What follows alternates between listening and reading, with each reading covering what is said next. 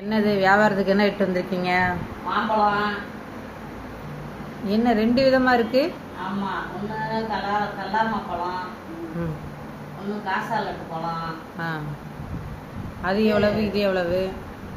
இது 50 ரூபா, இது 60 ரூபா.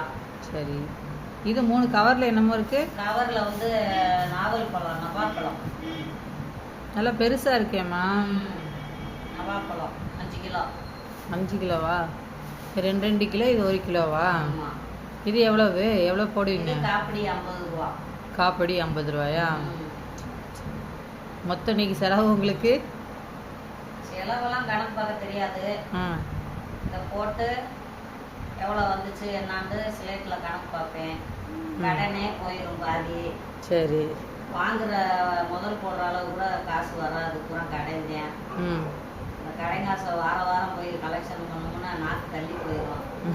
அதுக்கே போட்டு பேசாமல் வேலைக்கு போயிடுறது. ஆமாம், கடை துணிச்சலாக வாங்குவாங்க. காசு கட்டணும்னா சண்டைக்கு வருவாங்க. அதுக்கே வாங்கக்கூடாது, காசு ரேட்டுவாங்க. என்ன செய்ய, குழப்பப்படி இருக்கு. சரி, இது இப்போ நீங்கள் கொண்டு போகணும். ஆமாம், கொண்டு போகணும். சாப்பிட்டு பாரு. நீங்கள் சாப்பிட்டு பாருங்க. நான் சாப்பிட்டு பார்த்துட்டே வாங்கினேன்.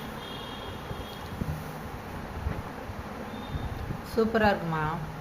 டேஸ்ட்டாக இருக்குது.